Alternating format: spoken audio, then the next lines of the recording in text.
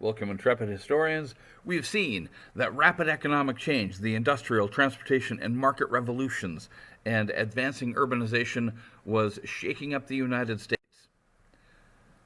A lot of Americans upset about the spike in Irish and German immigration, especially because all the Irish and many of the Germans were Catholic. Upset about increasingly rowdy politics, and upset most of all, and most legitimately, about the scourge of alcoholism fueled by technological advances in distilling.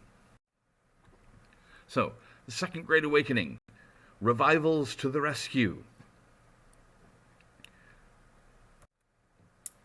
We need to talk about the theology of the Second Great Awakening. Theology is like how people explain what God wants.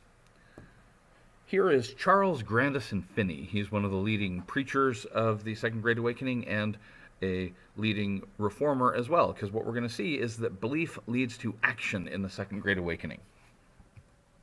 And the reason belief leads to action has to do with, well, the theology, their belief about what God wants and what the Bible means. So mostly evangelicals, since the early 1600s, with the beginning of the Pietist movement, the born-again movement, they had a premillennial concept of the end of the world, the second coming. They believed that things on earth are going to deteriorate. Everything's going to get worse. There's going to be plagues and economic ruin and natural disasters and wars and terrible leaders, and everything's just going to get worse and worse, and then Jesus will come in to save the day, clean it all up, and make everything better. That's the premillennial concept, typical for most of the history of the Pietist evangelical movement. But during the Second Great Awakening, they had a different concept of what the book of Revelation means, what the end of the world, the second coming, is going to be like. Their concept was postmillennial. It's that Jesus won't come back until humans have figured it out and fixed up this place. They believe it's the duty of good Christians to reform their homes, their communities, their country, and ultimately the world. And once Christians have done that, once Christians have set the world right, then the world will be a fit place for Jesus to return to. It's like Jesus is going to show up eventually, and you know how your parents make you help them clean up the house before company comes over? Well, that's the idea here, is that all good Christians need to pitch in and fix society, fix the world, so Jesus can come back. Second Great Awakening wants to reach literally everybody, but they got to start somewhere. They decide they're going to start with rich folks and with the new growing middle class. All these economic changes are creating a new professional business class. They're not quite rich, but they're getting there. They're certainly better off than most Americans. Most Americans were yeoman farmers. Finney explained the emphasis on preaching to the affluent this way. He said the Lord was aiming at the conversion of the highest classes of society. Really? This is what Finney believed. Now, we don't know what God wanted him to do, but we do know that this is what they did, and it turns out to have been a solid move strategically for the Second Great Awakening, because by getting some rich people, some middle-class people on board, people with power and influence and money, well, that gives them the ability to reach the rest of society, right? They're going to have the funding and the clout to reach a mass audience, which indeed the Second Great Awakening does. Pretty much everyone in the U.S. has an opportunity to hear this message. Not everybody signs on, but a lot of people do. So job one is solving the horrific drinking problem, and the Second Great Awakening movement that does this is called the Temperance movement. Now, temperance means moderation. It means, the original focus of the movement was to get people to control their drinking, to drink responsibly. But pretty soon it becomes clear that that approach is not working.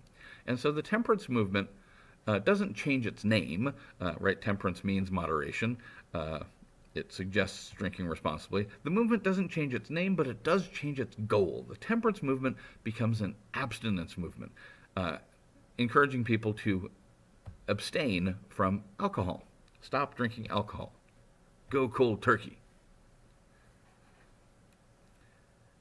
Now, that is a heavy lift, right? The U.S. was the hardest drinking country in the world, had been ever since the American Revolution. So U.S. is going on like 60 years of being the hardest drinking country in the world. And Second Great Awakening wants to tackle this problem head on and try to get people to stop drinking entirely. They want American men, because men were the worst drinkers, they want American men to join the Cold Water Army. And that means they're going to swear off alcohol, no liquor will touch my lips, and they're going to pledge that from now on they're just going to drink cold water. Now, if you're going to join the Cold Water Army, you got to take the Cold Water Army pledge. Drink from the gushing streamlet, thus hath nature taught. Pure springs, deep wells, cool fountains, all with blessings fraught. So here are some kids marching in the Cold Water Army, demonstrating against alcohol use. Here's what happens to you if you drink. Right, here's a drunk who needs to get the message. Looks like he's going to sign up because he doesn't want to end up like that guy. Now, women play a key role in the movement. It makes sense that women would be huge supporters of the temperance movement. They were the main victims of the drinking problem in the country, right? It was they who were getting beaten by drunk husbands and seeing their children abused by drunk dads and having their families abandoned by drunks. Women are left on their own to fend for families when men lose their jobs because they're drunk all the time, or when men just take off and never come back. So women are active in the temperance movement, and they help encourage men to sign the Cold Water Army pledge. How? Simple. Evangelical women refuse to consider marrying any man who has not taken the Cold Water Army pledge. Now, back then, dating wasn't really a thing.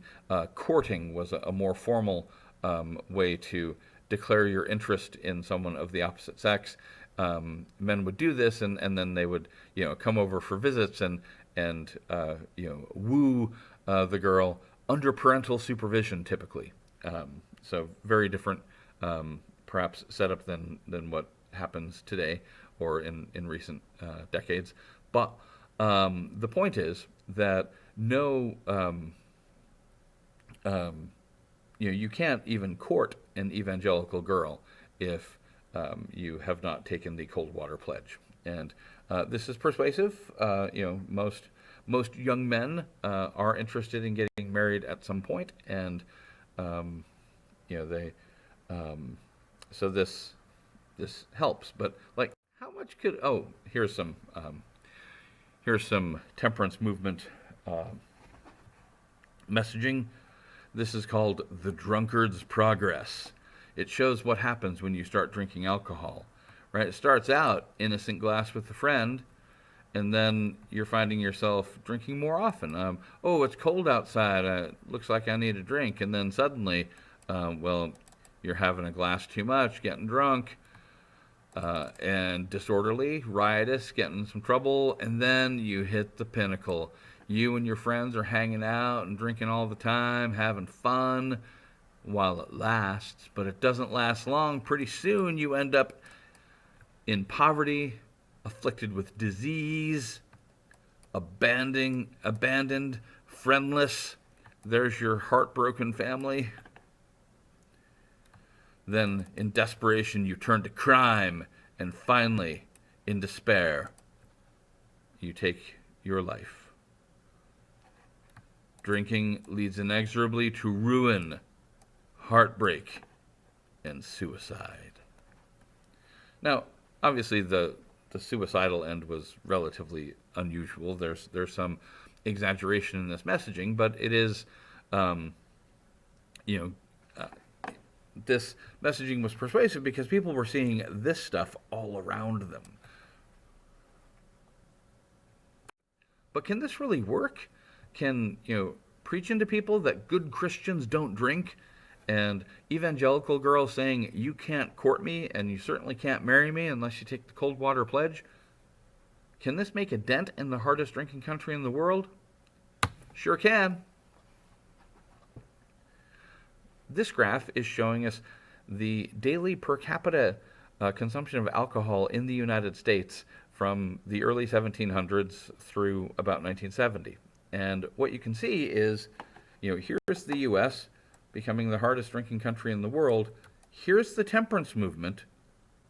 Within the space of just a couple years, causing alcohol consumption to plunge from 4 gallons per person per year to 1 gallon per person per year. That's amazing. Borderline miraculous. This is the power of the Second Great Awakening. This is the power of the temperance movement. Now, you might be thinking a gallon of alcohol per year doesn't sound like that much. And indeed, it isn't. But per capita means per person, and about half the country were children at that point because Americans had such large families. Kids drank back then. There was no legal drinking age. Kids drank with their families, but kids didn't drink very much.